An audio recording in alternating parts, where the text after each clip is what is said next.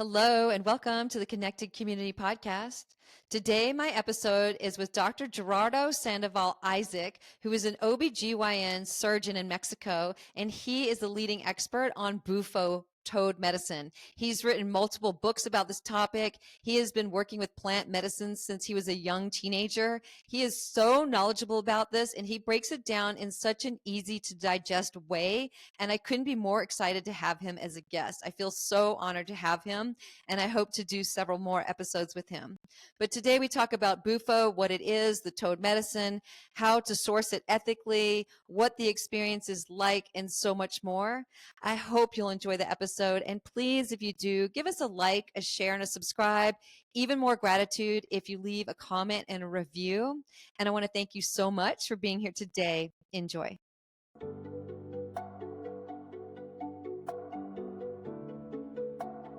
Hello, and welcome to the Connected Community Podcast, a place to explore possibility through mindfulness, movement, and self-discovery. Our intention is to deliver insight and inspiration while fostering conversations that are genuine, unfiltered, and deeply human. We hope you will enjoy today's episode.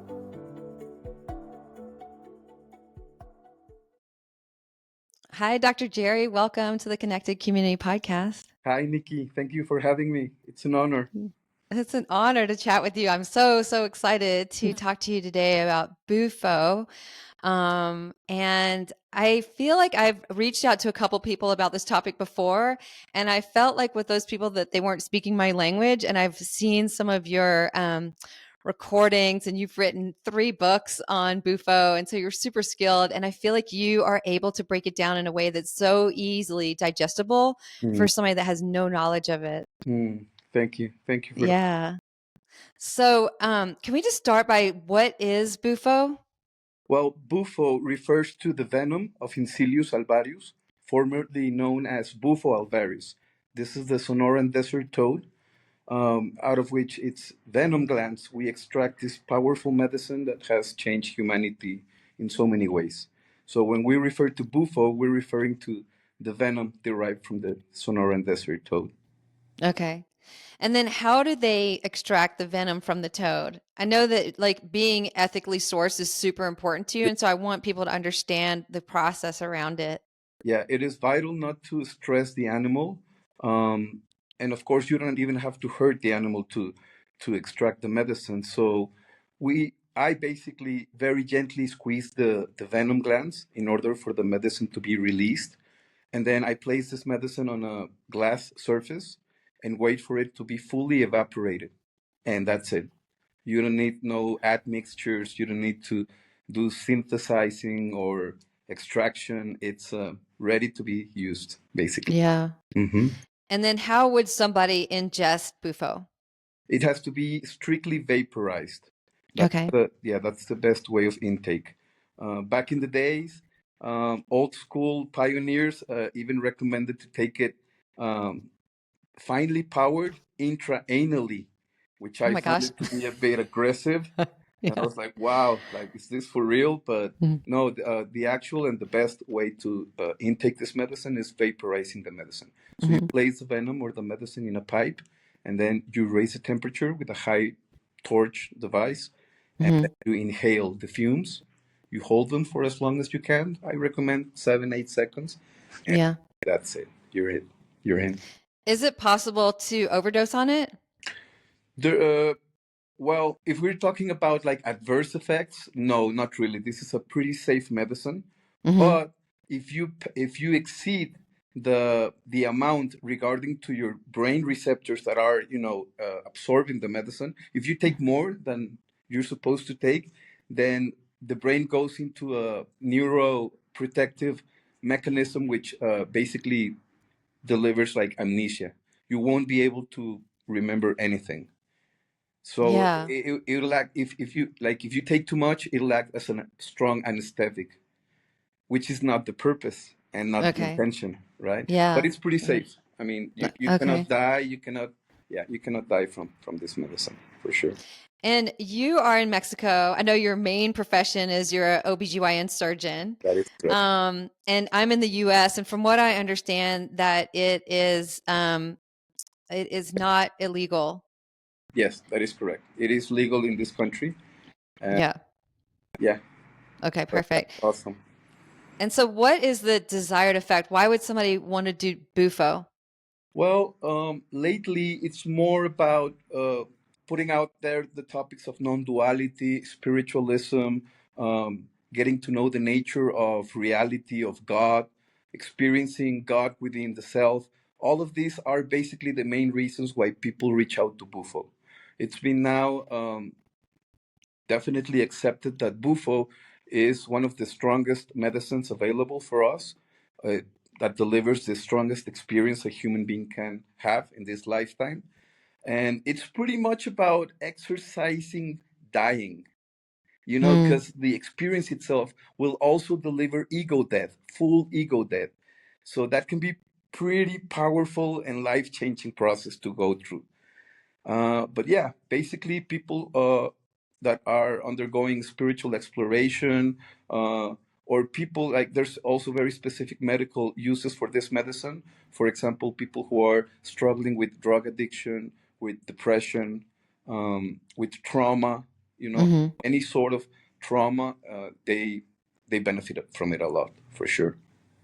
Is there um, a protocol for the minimum or the maximum amount to use? Like I'm guessing, is it once a month, or is there people are supposed to have an experience and take a really long break? Well, you're lucky. You had a lucky guess right there. I actually do recommend. I mean, I used to take it once a month for over 10 years, and Hmm.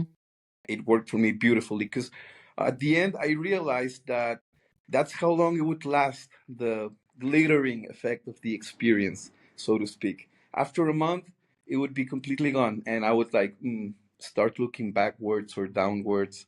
And I was like, no, I need to, I need a little booster to stay on the path, to stay focused. So Yeah. personally, I would take it once a month. Although there are people that with just a single exposure, they're good like for the rest of their lives. They'll be like, Hmm. hey, this is it. Like I don't need enough. I don't need more. I don't need to re-experience this process. So at the end, it's very individualized, um, as to if you need to repeat the experience or how often should you take it.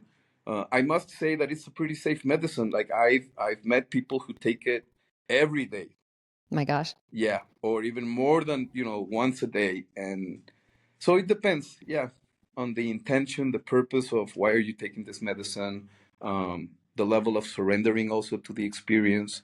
Hmm. Um, but I do recommend that each of us at least gets exposed once in a lifetime. Hmm. Yeah.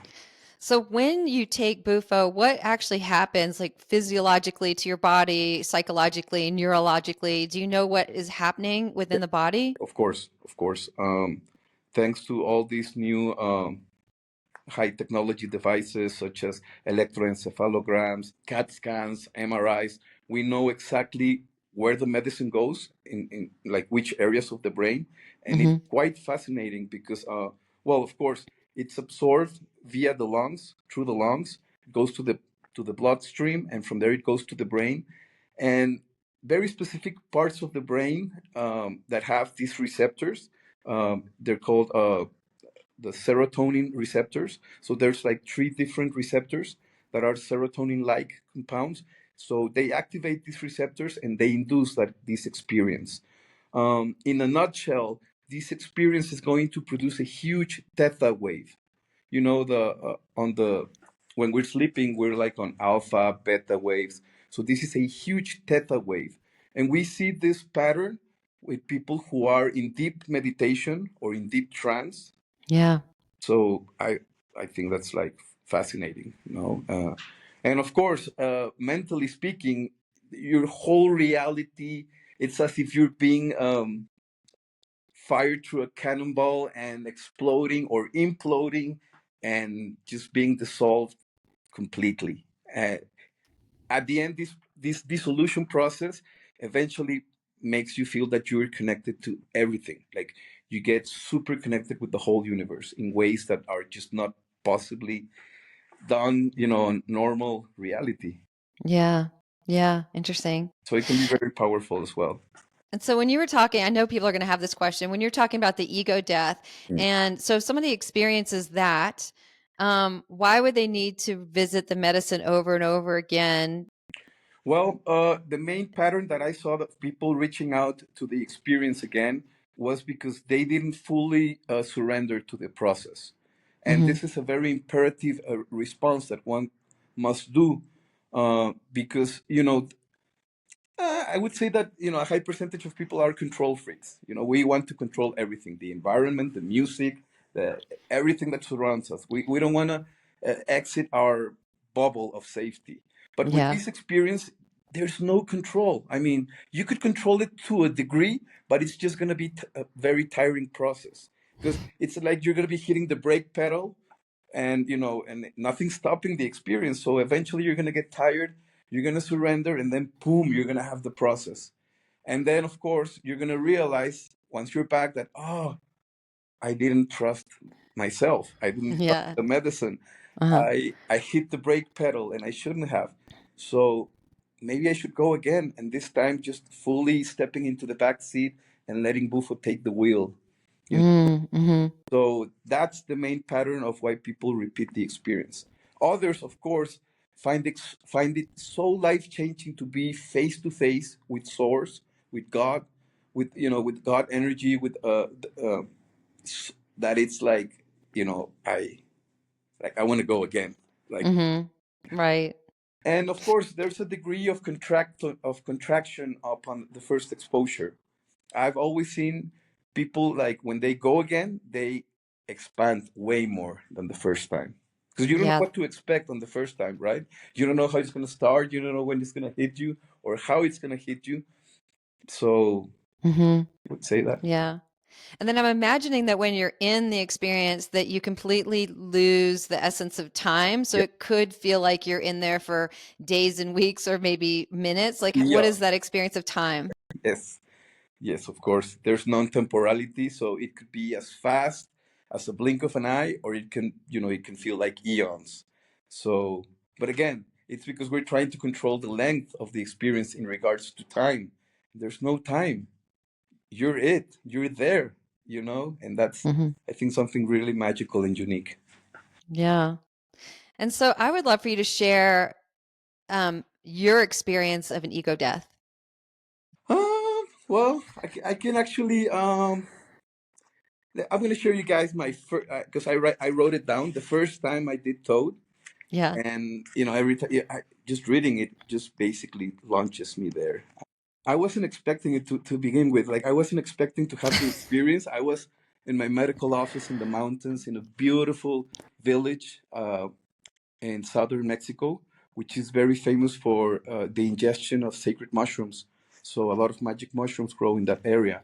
And out of the blue, two guys came to my office and they were like, "Hey doc, like, are you fond of tryptamines?" And I'm like, "Sure, of course I am." I've known ayahuasca and mushrooms, and they go like, "Would you like to smoke some DMT?" And I'm like, "Whoa, okay, you've got DMT. Sure, why not?" So I closed my office. We went, up into the forest, and yeah, out of the blue, they pull out the pipe and let's just hit the pipe and Oh my gosh. And hold then it. your life changed. And oh my God, did it change? It was like, I mean, okay. So here we go. My experience. Yeah. I saw this beautiful golden light emanating from me and connecting with all things, activating an energetic magnetic force. I witnessed how my whole energetic body was launched towards the sun. And after penetrating the sun, I expanded in all possible directions. I became the whole universe. I had defeated death. I experienced the Big Bang. I felt and I saw eternity. I sensed all the things that were, that are, and that will be. I felt and I saw all my sacred lineage. I came to the ultimate understanding of life. I realized that we are God, always have and always will be. Regardless of what we do, we are inside this celestial cosmic egg of energetic, toroidal, loving radiance forever and ever. and it is my destiny to share this medicine to the world. So that's what I Mm. wrote back in the Wow. day. I mean, this is why people have trouble having the experience and putting it to words, because there's really no words for the No, no, experience. they don't really do much justice to the experience. It's an ineffable experience by itself. Yeah. So we're so limited. I mean, even though we evoke these beautiful abstract words, at the end, I think we have a limited capacity to the ultimate understanding of the universe.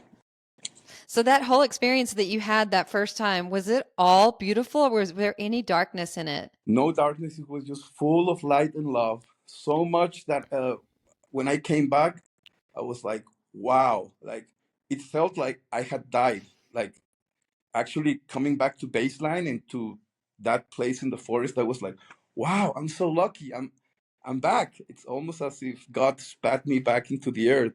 Wow. But and then he goes, would you like to go again? And I'm like, no way, is that even possible? No, I have to integrate this and let some time pass, you know. And he's like, no, if you want to go again, hit the pipe again. And I'm like, okay. So my first time I did a double bubble, and it was amazing. It was because of course I placed less resistance as Yeah. the first one, and I just boom, in less than 3 seconds I was back there into that realm, and it was beautiful because I got to fully expand and to like get much more of that light and love and bring it to my reality. Mm. So, yeah, when you talk about dark experiences or challenging experiences, I have Yeah. seen that mostly are people who are contracting the whole time, or more importantly, people who were pushed to have the experience or forced. It Mm. was not calling them in the first place. But now it's so trendy. Now, oh, yeah, everyone's doing Bufo. Ah, you should do Bufo. And maybe you're not in the good headspace. You're not ready to meet God. You're not ready to experience dying, even if it's ego death. And of Yeah. course, that can have a traumatic experience. You know, it could go, as they say, backwards. It could Mm. backfire on you. No, instead, Mm. oh, you can end up in a worse place. Like, oh, why did I do that? Like, but yeah, it's not the intention of the medicine. The medicine is wants us to really just let go and surrender, so that source can do Mm-hmm. its magic. So the only time that you've seen it go backwards or backfire is if somebody wasn't ready for it, like if they were getting pushed into the experience, Yes, or they were maybe in a dark place to begin with. exactly. Yeah, it's I saw a pattern that mostly uncomfortable people tend to have uncomfortable experiences. Mm. It's almost as if the medicine treats them in such a way as they treat their reality. Mm-hmm. Mm-hmm. And so there is a synthetic version of Yeah. Bufo floating around. Can you talk about have you tried it? Oh, absolutely. Yeah, yeah, yeah, yeah. Is it similar? It is, but there's no point of comparison. I mean, it'll take you there for sure. It's gonna do the job for sure. But we're comparing. I always say the analogy in regards to comparing Bufo with synthetic 5-MeO DMT. It's like watching a black and white movie versus a 3D movie. Mm-hmm. So Yeah, interesting. So what is the it synthetic made from? it can be extracted from a synthetic tryptamine based indole, and so that's where they mostly do the synthetic extraction nowadays. Okay. Mhm. Yeah. And so, from what I gathered from the podcast that I listened to you chat on, that this toad is only in the Sonoran Desert, which is southern Arizona, northern Mexico. Is that right? That is correct. There's And no so, where it grows. Like, God placed these little toads on that region for a very specific purpose. And I mean, I've met during, my path sharing this medicine to the world, I got to share it to very like rich and powerful people, like the owner of Coca-Cola, Mike Tyson, not just, I mean, and many other people, very wealthy people. One of these guys, I'm not going to say the name, he actually bought an island in Greece. mm, He managed to smuggle 20,000 buffalo toads to put them on his island. 20,000? Yeah. And Oh my God. when he was like showing off and telling me like, oh, I managed to do this. And I got so mad. Like, Yeah. I was like, what are you doing? Like, who do you think you are? Like, it's been proven you cannot take this toad out of its natural habitat. The dietary effect. I mean, this toad eats something that only grows here in the desert. No matter how much food or how you feed him, it's the stress of taking it from its God-given land. It's gonna Mm-hmm. create, a different even quality of medicine. And I saw people who have their toads like in their home as pets, and they harvest the medicine and they send me photos of the medicine, Oh and my you gosh. see a gross difference. Like, it's not the same. Mm-hmm. Not meant to do this. And poor beings, like, I don't think they deserve that from us. Mm-hmm. What is the habitat of the frog, and is there a certain time to harvest? Yes. Well, magically, they live in one of the driest and hottest places in the planet, like the Sahara Mm-hmm. Desert. So they spend 9 months underground in deep hibernating sleep.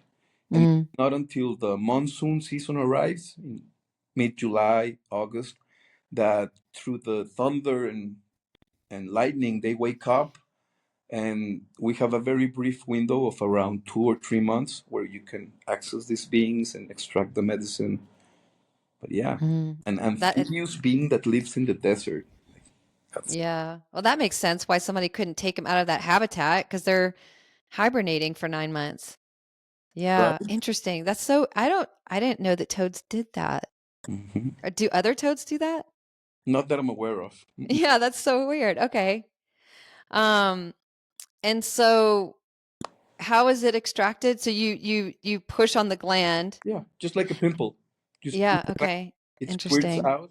It's a pretty sticky compound, so it'll stick to everywhere, to any surface. So Hmm. I'm just holding like a glass Yeah. while I squeeze the pimple. The medicine squirts. It gets stuck on that glass, and I just let that glass surface dry. And then And one frog produces how much medicine? average one toad will give a dose for one person. Depending on the size of the toad, I've seen big toads that can yield up to 4 doses or experiences for 4 people. Okay. Mhm. Okay. Interesting. And so what is the danger of people getting Bufo online or from sources where they're unsure of like that they're trusted sources? Because I think every kind of drug right now you could probably get online, and that doesn't mean it's safe. That is true. That is, And so how do people, if they want a safe experience, have that?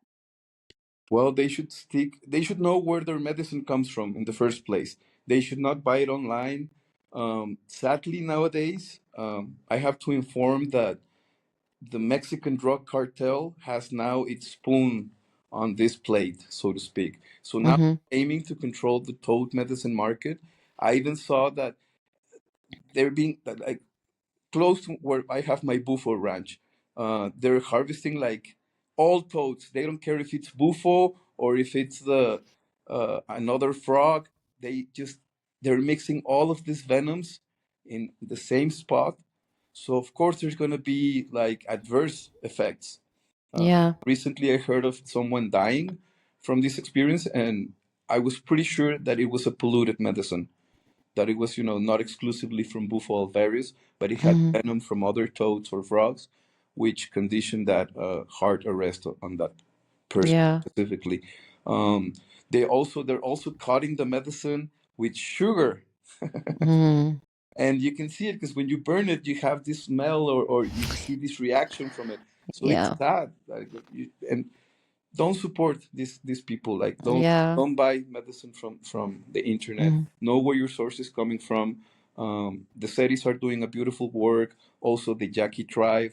So stick to endemic uh, tribes. I think, Mm-hmm. more aware in regards to the harvest and acquiring the medicine. Yeah. Yeah. So I know because you're a doctor, and I guess when I said earlier that Bufo is legal here, I guess it's not legal. It's decriminalized. Yes. So it's not necessarily legal, but it's decriminalized, meaning if you have it, you're not going to get arrested. Right. Is that the same in Mexico? And how are you able to juggle being a doctor and being known to serve medicine? Well, there's there are regions where there's like psychedelic tolerance, so to speak. For example, on the Mexican Caribbean side in Tulum, this is a very popular tourist Yeah. destination. There's a huge tolerance for psychedelics. You can even see advertised on on the streets these huge headlines of you're depressed, try Bufo, or you want to meet God. Try, it's insane. Like okay, so it's out there for sure. But there are certain places, such as Sonora, like the state of Sonora, where if you try to ship the medicine out of it, it's going to get uh, concealed by the authorities, by the national guard. They are aware now that there was this huge influx of money and business regarding the sale of the medicine itself. So now people have to be more clever in regards to how they're going to ship it out of Sonora. Because, yeah, the National Guard is like looking for it specifically. If you go to FedEx or DHL and, oh, I want to send this medicine to Europe or the US, it's going to get concealed for sure. Yeah. Mhm. Interesting. Are there any contraindications or things that if somebody has certain conditions or they're on certain medications, that they should stay away from Bufo? Absolutely. This medicine is not recommended for people who are under the effect of antidepressants. Depending on the antidepressant, I usually recommend them to taper off at least 1 month before the experience. Also, people who have high blood pressure or have certain cardiac conditions, they should be like monitored closely. For example, if if you have hypertension and you're not taking the medicine, I would not recommend you to do Bufo. You have to be a controlled hyper. Yeah, you need to have your disease under control, so to speak. Specific cardiac diseases such as mitral stenosis or diseases of the cardiac valves, the heart's valves, they are not also recommended to have Bufo. Um, Basically, yeah. What about mental health disorders?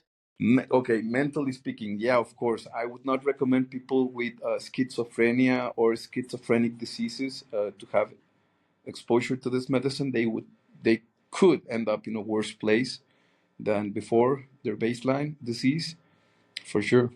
And what about bipolar? No, I don't see any. Yeah. Yeah, Okay. they're good to go. Yeah, bipolarism. Yeah.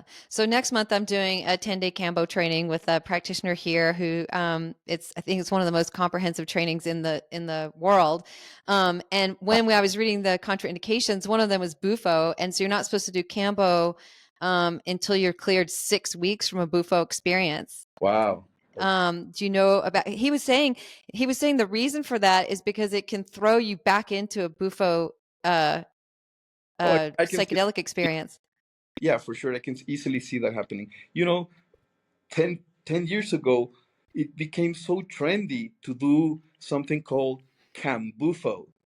So you would do Cambo, and as soon as you were back from Cambo, they would offer you the pipe. Mm, And it didn't feel right to me. I was like, you need to respect each medicine. You have to give them their own space and time for sure. But a whole bunch of people did it this way, and they were like, two thumbs up, man. You have to do it because Cambo is gonna open you up, and you're gonna be so open for the Bufo. You're not gonna put a single inch of resistance upon the experience. But of course, then every person has a different biochemistry. They're yeah. not gonna react the same way. So I always recommend never to mix medicines. Yeah. If it's ayahuasca, mescaline, peyote, shrooms, give them their own space and time for sure. So Hmm. I'm happy to hear that this facilitator is recommending at least 6 weeks. That's awesome. Yeah, that's Yeah. Not informative. before, but definitely after. Yeah, I mean after for sure. Yeah. Yeah. Interesting. Um, and so tell me about some of the things that are in your books. I think like one of the things that's most important is setting, and intention in a lot of like ceremonial spaces. Yeah. Um, not so much Cambo, but I'm assuming with Bufo that you're in the right place and the right time with the right people. So what does the ceremonial piece around it look like? Well, Of course, the place has to be smudged. It has to be equipped comfortably enough so that the participant is laying down in a comfortable position, away from harmful materials or areas. You're not going to do it on top of a cliff where you can, just fall or roll over, or away from large bodies of water such as the sea, lakes, rivers, because you can also drown. There have been reported cases of people drowning under the effect of Bufo. Hmm. So yeah, a comfortable spot, a clean spot, um, good temperature, so you get, not too cold, not too hot. There has to be a light turn on, like a candle or something to clear the space, to throw some light at the area for sure. Have a bucket or toilet tissue paper in case there's some purging. Is that common? No, not really. I would say roughly 25% of people will purge. Uh, Okay. and I also advise people, if they're going to do Bufo, to do not eat anything for at least 4 to 6 hours. No food Okay. or drinks, so that, yeah, this risk lowers to the minimum. An altar, of course. So yeah, that's pretty. It's basic. It's not so Hmm. tech stuff, right? So I've heard people have Bufo experiences. Granted, I'm not sure if they were talking about the synthetic or the real Bufo, but that they've had experiences, but they weren't really able to integrate them. Like they were really kind of out there and they didn't understand them, and so they had this experience. Maybe it was beautiful, maybe it was whatever, but they weren't able to understand it and integrate it. And so, is that common? Yes, yes, of course. There is a high percentage of people who lack the spiritual awareness to decode the experience, if that makes any sense.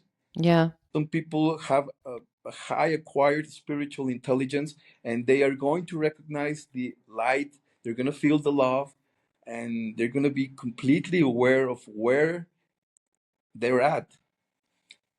Hence, or while other people are just going to get like confused, and they're not going to be able to decode or analyze the experience properly. Uh, that's all. That's all.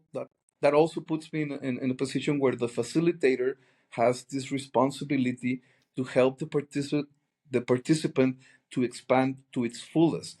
If they see that they're contracting, that they're struggling, it is our job to help them, to ensure them that they have the most, uh, so that they can get the most out of the experience. Hmm. And, Hmm. and even if people tend to white out, that's the expression when you don't remember anything, uh, Yeah. they also, the facilitators should be responsible of telling them exactly what went on, what happened. But Hmm. at the end, it's just a process of really surrendering and letting go. If you don't do this fully, then of course you're going to have issues integrating.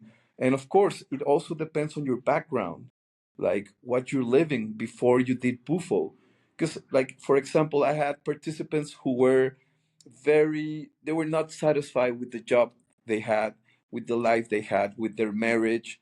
And of course, being freed from their physical bound form, experiencing eternity, being face to face with God, and realizing that life is all about love. It's all about, basic things such as breathing, inhaling the good stuff, exhaling the bad stuff. Like it all goes to basic principles, so that when they come back out of it, they're like, I don't know if I want to be the job, I want to be back in the job I'm doing. I don't know if I'm going to be okay living the reality I used to be living. And hence, the medicine is inciting them for a change. They need to do some change. And other people are going to end up with homework after the experience. They're going to realize that they're not taking proper care of their bodies, they're polluting themselves, or I don't know. It's very individual at the end, I would say. But yeah, Yeah. high percentage of people who will definitely have integrative issues, and these people will benefit from therapists for sure, like Yeah. exposure therapy. Does every Bufo experience have an integration piece, or should it? It should, for sure. Hmm. Should it have one, or should it have more than one? Well, depending on how you go, no. But I've had people who need integrated therapy for even months after the exposure. Yeah. Hmm. And when somebody's under the influence of Bufo for that 15, 20 minutes, are they able to hear what you're saying if you're talking to them? Yes. They can. Yeah. Okay. And then as somebody that's serving Bufo, what are you seeing? Are they laying down and they're quiet, or is their heart pounding? Like, what are you noticing? Are their eyes moving around a lot? What are you noticing with them? Are their body really still? I mean, some people act as complete Buddhas. They stand motionless in complete stillness while they're having the most, life-changing process. Mm-hmm. That tells me that they do a lot of meditation, they meditate, they do yoga, they've done spiritual work in order for them to shut off the body and have the process spiritually Mm-hmm.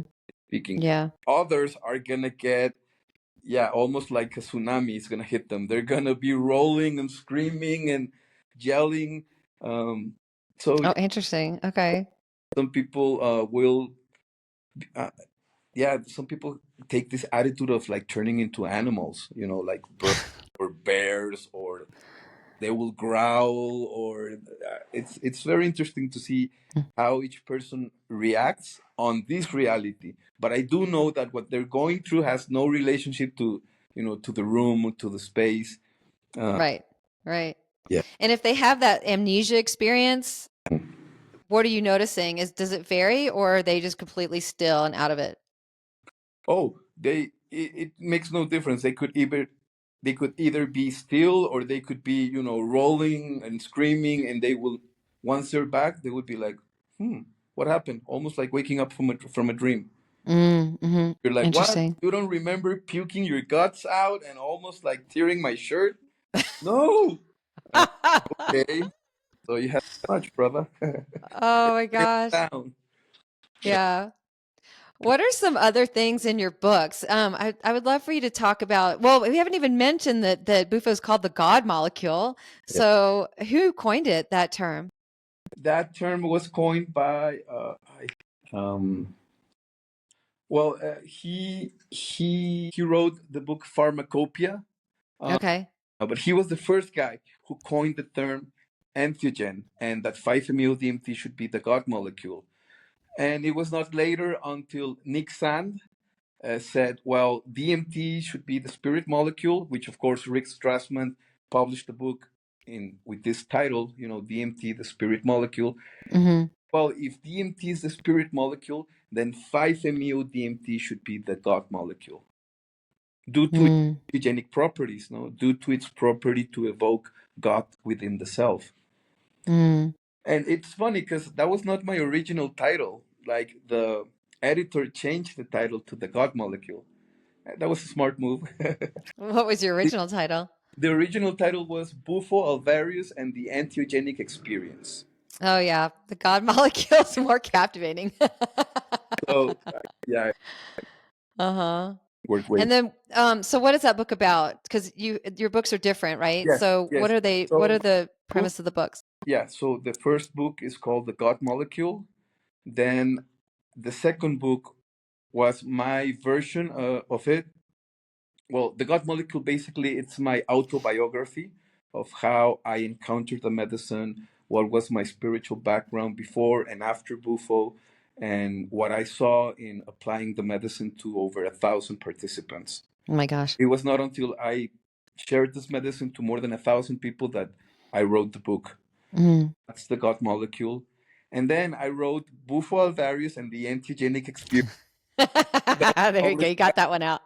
in which, of course, I added the Sonoran Desert Toad Handbook, the original handbook. I I included it there with my book. Also, the classification of antigens. I also mentioned the levels of antigenic experiences, like level 1, level 2, level 3, level 4. I also, Wait, there's levels of experience in Bufo or with oh no, different. with psychedelics in general. Okay, so Bufo is like 4 Yeah. or like the highest. Yes. Yes. For sure. Yeah. Okay. So it has a lot of like interesting, like different chapters on this second book. And then the third book is called the Bufo Alvarius Medicine Codex. Okay. And these are guidelines for the proper administration of this powerful antigen. Because I saw 10 years ago that a whole bunch of people wanted to facilitate this medicine. And Mm-hmm. curiously or magically speaking, back in 2016, I went to the psychedelic conference up in Ashland. Mm-hmm. And without even knowing, I was surrounded by the most renowned and famous synthetic 5-MeO DMT facilitators at that time. Um, so it's like, oh, we're together, like almost as if the universe put us there. And we got together after the conference and we started sharing our own insights and experiences of sharing the medicine. And we found a pattern. We found many similarities. And at the end of the day, we were like, okay, we need to set up guidelines for the proper and ethical way to share this medicine. Because I also Mm-hmm. saw a whole bunch of people sharing it, not only like wrongfully, but yeah, just I was like, no. Yeah. What are your thoughts and feelings about people sharing it that don't really have a relationship with it or that are just trying to make money from it? Because I think that's a complicated topic. Yeah, it is. It is. But I assure you that the universe is going to place each of these people into their own space at the end. I mean, regardless of if they're doing it for the money or for their ego to enrich their egos, or if it's like spiritual vampirism, or I mean, there's like many wrongful ways to share this medicine. At the end, they're going to pay the ultimate price, and you Mm-hmm. know, universe, God is gonna. There's gonna be Mm-hmm. a karmic response almost to that. Yeah. And I've seen it people who sell entheogens who want to get rich through this plant medicine and sacred medicines. They don't usually end up well. Yeah. Yeah. Yeah, I mean, I recently, in August, went to a retreat in Mexico that was being held by somebody that shouldn't have been holding medicine, honestly. And it created PTSD for several of the people that went there. So it's like we paid and we came back with PTSD. I didn't come back with PTSD, but it created a little bit of a trauma with me about like who to trust um, bad. and how important it is to be a medicine holder, and like how not everyone is meant to hold medicine, and how just because you can get your hands on something doesn't mean that you are able or meant to serve it. Exactly. Yeah. I agree 100%. Yeah. Yeah. Do you have any advice for people that are wanting to explore Bufo? Like if somebody wanted to, are you still serving? Are they able to Yeah, reach you? Are they able to yeah, find you? yeah, Yeah. absolutely. Nowadays, most people reach me through Instagram or through an email. And yeah, of course, I mean, they're more than welcome to come here, and I have some beautiful spots out there in the desert and nature where you can have a beautiful process with Bufo. Um, I would recommend basically to, if you're looking for a facilitator, they have to have these requirements. They need to know the medicine. They need to have worked with the medicine at least 10 years, because that's the minimum time span for someone to become master of something. Mm-hmm. Anything less than that, they are still lacking the experience. They're still learning. But Mm-hmm. roughly that, if you've been serving this medicine for more than 10 years, then you know exactly what you're doing and what you're not supposed to do. So, and of course, people that have not only the highest respect for the medicine, but that work and inspire a loving and responsible environment, like someone that's passionate about it, Yeah. Yeah. not being driven by their ego, like, oh, I'm the Toad Master and I'm gonna. Yeah. Yeah. So Are feel are it. there any I'm sorry, go ahead. No. You're gonna feel it at the end by looking at the facilitator's eyes. You're gonna go like, yeah, he's the right guy or he's not the right. Yeah. Are there any myths about Bufo that we haven't touched on? I'm kind of wondering, a lot of people think, oh, I'm going to go to an ayahuasca experience and it's going to change my life and everything's going to be different. And I'm wondering if people have that experience with Bufo too, where they might have this expectation and that's not exactly what's going to come out of that first experience for them. I mean, I wonder if there's other myths or if that one fits. Oh, that for sure fits. Absolutely. No expectations are expected for this experience. Just be open, just be willing and to trust the medicine, like I said, to take the will and take you to source, to take you to that non dual space. You need to allow the process of dying because it really feels like dying when you, as soon as you hit that pipe, your body tells you, "Oh, I'm dying," and you're seeing yourself being dissolved. Allow this process. It's so Mm-hmm. it don't be scared. You're in good hands. This is an opportunity to experience a billion-year-old process within the self, and Mm-hmm. yeah, um, you're not gonna die. You're not gonna end up crazy. It's not dangerous to have this experience, so to speak. Um, no, I mean, I would just say if the phone's ringing, pick up the phone. If it's Yeah. calling you, Yeah. go for it. Like, Yeah. yeah, for sure. Yeah. Yeah. Thank you. Um, yeah, I want to thank you so much for your time and your expertise. And I was so excited to have this call with you. I hope that we can do more because you have so much experience in so many different topics that I just want to pick your brain on other topics as well. But By I all want to means, thank you. Yeah. thank you so much for having me. I appreciate this time and the opportunity to be sharing light and love. Yes, you're amazing. I'll throw all of your social media links in the notes so people can contact you if they'd like. Absolutely. Thank you. Thank you. Thank you for listening to the Connected Community Podcast. If you enjoyed today's episode, please like, share, and subscribe. I can be found at www.nikkiyoga.com, NICKYYYOGA.com. Until I see you again next week, I hope you have a beautiful day.